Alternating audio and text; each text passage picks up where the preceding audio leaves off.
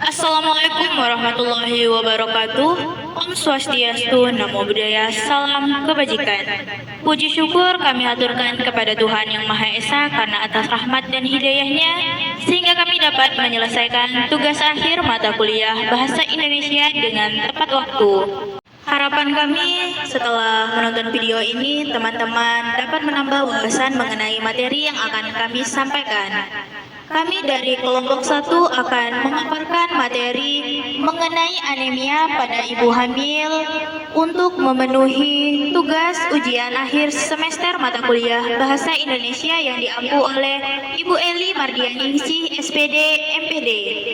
Kelompok 1 beranggotakan 5 orang yang terdiri dari saya sendiri, Amelia Kurnia sebagai moderator. Saya Anggela Vitaliana sebagai penyaji pertama. Saya Dea Anggi Rosadi sebagai penyaji kedua. Saya Sofleng Sari sebagai penyaji ketiga. Saya Marinita sebagai penyaji yang keempat. Materi kami terdiri dari 3 bab pembahasan. Bab pertama berisikan tentang latar belakang, tujuan, dan rumusan masalah.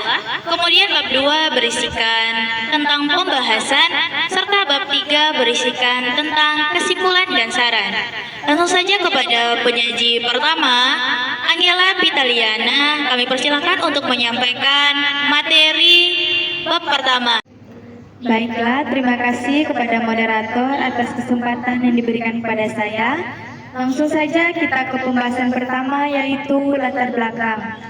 Yang pertama, dampak anemia pada anak akan menimbulkan intelligent quotient atau IQ rendah, penurunan kemampuan belajar, dan penurunan pertumbuhan.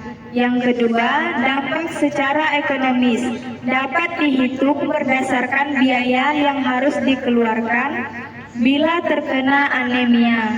Yang ketiga, dampak anemia pada wanita hamil, yaitu berpotensi menyebabkan kelahiran perdarahan.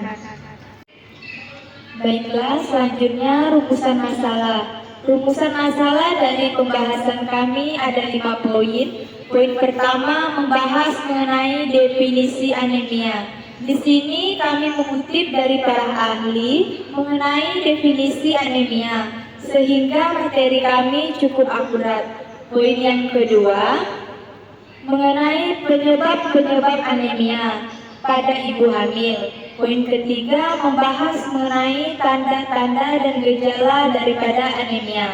Selanjutnya, poin keempat membahas tentang bagaimana cara perawatan anemia yang tepat. Teman-teman pasti penasaran sekali bagaimana cara agar terhindar dari anemia, kan? Nah, tepat sekali karena di sini kami akan menjabarkan materi mengenai pencegahan anemia. Dan poin yang terakhir adalah bagaimana anemia dengan defisiensi folat dan defisiensi besi. Selanjutnya, adapun tujuan dari pembahasan kami adalah untuk mendeskripsikan definisi anemia secara akurat. Kemudian, kami akan menjelaskan penyebab anemia pada ibu hamil. Terkadang ibu hamil tidak menyadari penyebab dirinya terkena anemia, sehingga di sini kami akan membahas penyebab anemia pada ibu hamil. Selanjutnya, tujuan kami membahas teori ini adalah untuk mendeskripsikan tanda-tanda dan gejala anemia. Setelah kami mendeskripsikan, semoga teman-teman di sini dapat menyadari tanda dan gejala anemia. Kemudian, kami juga akan mendeskripsikan mengenai perawatan, pengobatan, serta pencegahan anemia, sehingga teman-teman semua dapat memahami cara-cara untuk pengobatan, perawatan, serta cara mencegah anemia. Terakhir, tujuan kami membahas kasus ini adalah untuk mendeskripsikan anemia defisiensi folat, anemia defisiensi besi secara detail dan mudah dipahami. Terima kasih, kami kembali ke moderator. Terima kasih kepada penyaji pertama yang telah menyampaikan materi yang sangat informatif kepada kita semua.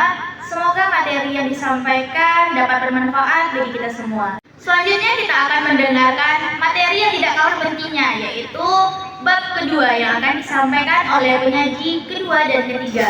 kepada Dea Andi Rosadi selaku penyaji kedua dan Sofi Layansari selaku penyaji ketiga, saya persilahkan. Baik, terima kasih kepada moderator yang telah memberikan kesempatan kepada saya untuk menyampaikan materi pada bab 2 ini yang mengenai definisi anemia. Anemia adalah suatu kondisi medis di mana jumlah sel darah atau Hb kurang dari normal. Pada pria, kadar Hb kurang dari 13,5 mg, pada wanita Hb kurang dari 12 gram. Selanjutnya saya akan membahas mengenai penyebab anemia. Yang pertama ada obat-obatan atau racun. Kenapa sih obat-obatan atau racun itu berpengaruh pada penyebab anemia? Karena obat-obatan yang banyak umum kadang-kadang dapat menyebabkan anemia sebagai efek samping pada beberapa individu. Mekanisme dengan mana obat dapat menyebabkan anemia sangat banyak.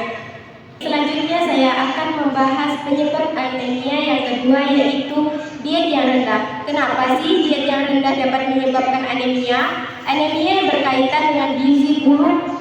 Banyak vitamin dan mineral diperlukan untuk membuat sel-sel darah merah. Oleh karena itu, kita perlu mengatur pola makan yang sehat dengan menu gizi seimbang. Selanjutnya, saya akan membahas penyebab yang ketiga, yaitu gagal ginjal. Kenapa sih gagal ginjal kok menyebabkan anemia? Anemia yang berhubungan dengan penyakit ginjal mengeluarkan hormon yang disebut eritropoietin yang membantu sumsum tulang untuk membuat sel darah merah pada orang dengan penyakit ginjal kronis atau jangka panjang.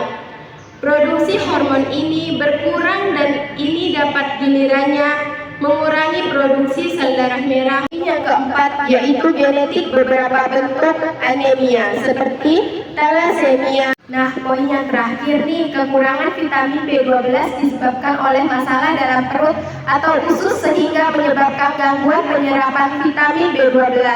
Hal ini dapat menyebabkan anemia karena kekurangan B12 dikenal sebagai anemia pernisiosa. Sekian dari saya, terima kasih.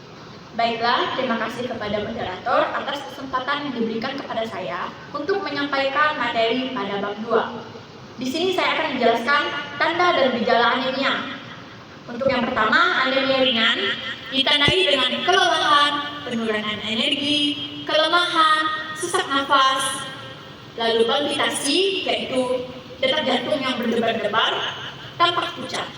Lalu ada juga anemia berat yang ditandai dengan perubahan warna ginjal seperti warna ginjal yang kehitaman, lalu denyut jantung cepat, tekanan darah rendah, frekuensi pernapasan cepat, pucat atau kulit dingin, kulit kuning, murmur jantung, pembesaran linta, pusing atau kepala terasa ringan, kelelahan atau kekurangan energi, sesak nafas, rambut rontok, dan terakhir malaise. Malaise itu rasa tidak nyaman. Baik, itulah penjelasan saya tentang tanda dan gejala anemia. Defisiensi folat dan besi. Yang pertama, defisiensi folat. Defisiensi asam folat apabila kadar asam folat di bawah normal, yaitu folat serum kurang dari 3 mg dan folat enterosit kurang dari 130 mg. Selanjutnya yang terakhir, defisiensi besi. Anemia defisiensi besi disebabkan kekurangan besi yang digunakan untuk sintesis hemoglobin atau Hb. Baik, yang terakhir yaitu perawatan, pengobatan, dan pencegahan anemia. Pada perawatan anemia ringan dan zat besi rendah diberikan suplemen zat besi. Biasanya ibu hamil berpotensi mengalami perdarahan. Hal itu disebabkan karena kurangnya zat besi di dalam tubuh. Oleh karena itu, diperlukan suplemen tambahan yaitu suplemen zat besi. Selain itu, remaja putri biasanya mengalami menstruasi. Saat menstruasi, remaja putri disarankan untuk mengkonsumsi suplemen zat besi atau tablet Fe. Lalu selanjutnya, anemia yang disebabkan oleh cedera atau perdarahan lambung, maka diperlukan transfusi darah. Selanjutnya, pengobatan anemia. Pengobatan harus ditujukan oleh penyebab anemia, termasuk transfusi darah, kortikosteroid, atau obat lainnya yang menekan sistem kekebalan tubuh. Nah, kortikosteroid ini tujuannya untuk meredakan peradangan. Selanjutnya, penyebab yang mendasari anemia harus diidentifikasi dan diperbaiki. Biasanya tenaga kesehatan akan melakukan pemeriksaan Hb atau hemoglobin di laboratorium untuk menentukan apakah pasien tersebut mengalami anemia atau tidak. Yang terakhir, pencegahan anemia, yaitu dengan makan makanan yang sehat seperti makan sayur-sayuran hijau, kacang-kacangan, dan yang lainnya. Lalu, menghindari alkohol. Mengapa? Sebab alkohol dapat menjadi racun bagi sum-sum tulang belakang dan memperlambat produksi sel darah merah. Lalu yang terakhir, melakukan pemeriksaan kadar Hb agar anemia dapat terdeteksi. Sekian dari saya, terima kasih. Saya kembalikan kepada moderator. Terima kasih kepada penyaji kedua dan ketiga yang telah menyampaikan materi yang sangat berkesan dan sangat bermanfaat untuk kita semua. Semoga setelah mendengarkan materi dari penyaji kedua dan ketiga tadi, kita semua dapat memahami anemia dengan baik. Terima kasih kepada moderator yang telah memberikan kesempatan untuk saya menyampaikan materi yang selanjutnya. Baik, dari pembahasan yang telah dipaparkan oleh penyaji 1, 2, dan 3, maka dapat kita simpulkan bahwa anemia adalah suatu kondisi medis di mana jumlah sel darah merah atau Hb kurang dari normal. Hal tersebut disebabkan oleh beberapa faktor seperti pola hidup yang tidak sehat atau penyakit tertentu.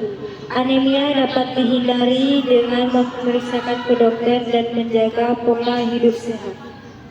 Selain itu, kita juga perlu menyadari tanda dan gejala anemia agar dapat mengobati anemia lebih awal supaya tidak semakin parah. Baik, itu saja yang dapat saya sampaikan. Terima kasih kepada moderator. Terima kasih kepada moderator yang telah memberikan kesempatan untuk saya menyampaikan materi yang selanjutnya.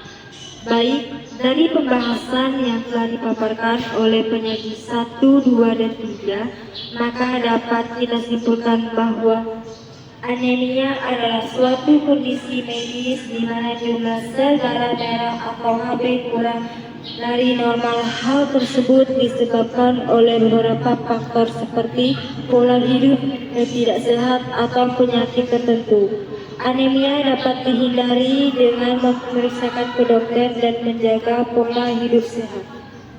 Selain itu, kita juga perlu menyadari tanda dan gejala anemia agar dapat mengobati anemia lebih awal supaya tidak semakin parah.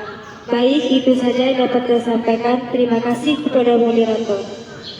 Terima kasih kepada penyaji ketiga yang telah menyimpulkan materi yang telah kita bahas, sehingga menjadi lebih detail dan lebih singkat untuk kita pahami. Sebagai penutup pembahasan materi ini, saya selaku moderator akan memberikan beberapa saran untuk penonton dan juga penulis. Untuk para penonton diharapkan untuk mendapatkan wawasan tambahan mengenai anemia pada ibu hamil. Dengan begitu, para penonton dapat mengetahui bahwa anemia adalah suatu penyakit dan dapat dicegah dengan mengetahui apa saja penyebab dari anemia itu. Kemudian untuk penulis, saya harapkan makalah yang ditulis dapat membantu karya tulis ilmiahnya dengan pembahasan yang serupa. Selain itu, dapat memperdalam informasi mengenai anemia pada ibu hamil. Cukup sekian pembahasan kami dari kelompok 1 mengenai anemia pada ibu hamil. Terima kasih kami ucapkan kepada Ibu Eli Mardianingsih, SPD, MPD, yang telah membimbing kami untuk menyelesaikan tugas akhir semester mata kuliah Bahasa Indonesia. Terima kasih juga kami ucapkan kepada teman-teman dan rekan-rekan kelompok dan teman sejawat yang telah. Saya selaku moderator memohon maaf apabila ada kesalahan dalam penyampaian materi, ada kesalahan dalam penggunaan kata dan bahasa. Akhir kata, wabillahi taufik wal hidayah. Assalamualaikum warahmatullahi wabarakatuh. Om Swastiastu, Namo Buddhaya, salam kebajikan.